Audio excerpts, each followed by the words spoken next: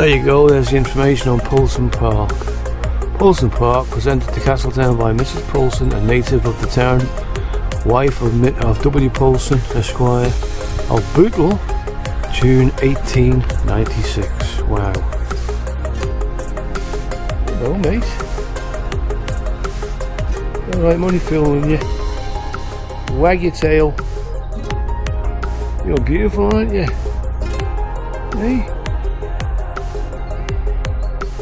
That's it, get down there, get some breakfast or lunch. Didn't find anything though. Good lad.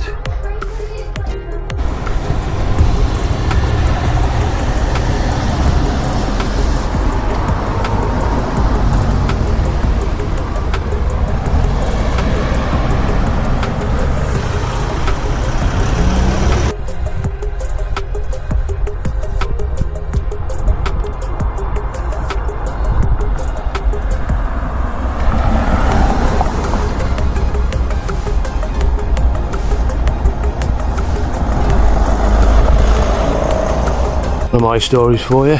Way back in 1977, there was a nightclub disco bar down in Port Erin called the Port Disco, and we used to go every Friday night. You know, blow all your wages on a Friday, as we used to do back in them days.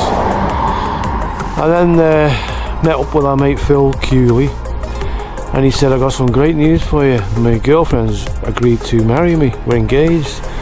Wow, how fantastic was that? We all said. Anyway, we all left the disco. The following day, we found out Phil had been killed in his car. He had dropped his girlfriend home, which lived, if I can remember, over the hill there somewhere.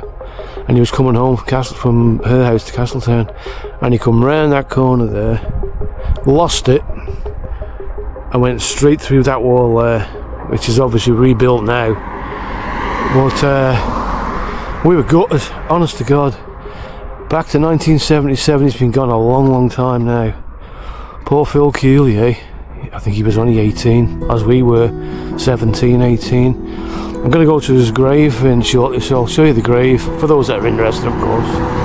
Alright, a bit noisy around here with this traffic. Well, there you are. There you go. Let's try and get away from that. There you are. Catch him out in a mojo. So here's another one of my stories, right? This place here, you can see that over there, you see it better as you come around the corner. It's called Great Meadow, and it used to be owned by the Riggles. It might still well be owned by the Riggles' great-great-grandchildren, or great-grandson, whatever. But back when I was 13, my dad worked here on the farm, because he got a big farm at the bottom, and I used to come here after school, help out, you know, school holidays. And there was a farmhand called Fred, and I was only 13, and he says to me, "Michael," he says, "do you want to learn to drive a tractor?" I says, "Yeah." There it is there, actually, Great Meadow. I says, "Yeah." So he gave me a couple of lessons, and I was away with it, ploughing fields, cutting hay, all sorts. And there it is.